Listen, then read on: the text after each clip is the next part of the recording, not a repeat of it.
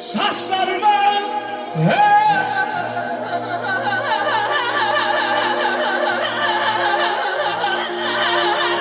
Sağ ol Emin.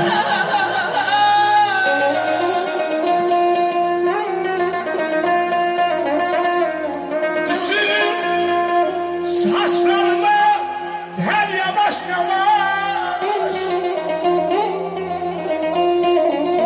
ağaçlar sayılır yer xəzərləri tapa bulut gibi gözəl zilləri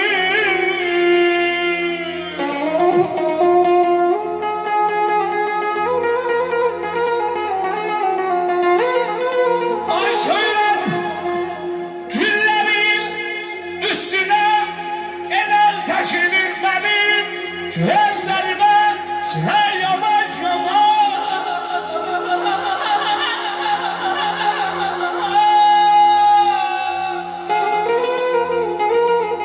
Ay cevallığıyım, muhabbetin eşkine.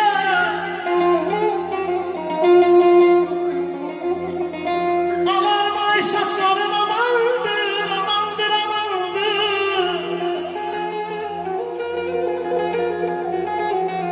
Ehdi peyman sadakatin eşkine.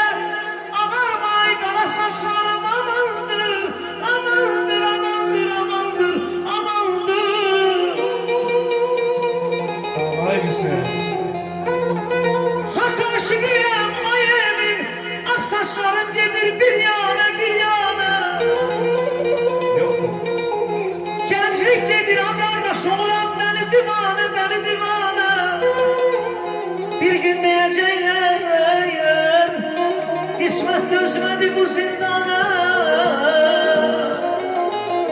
Ağarmay kara saçlarım amandır, ağarmay saçlarım amandır mübarek.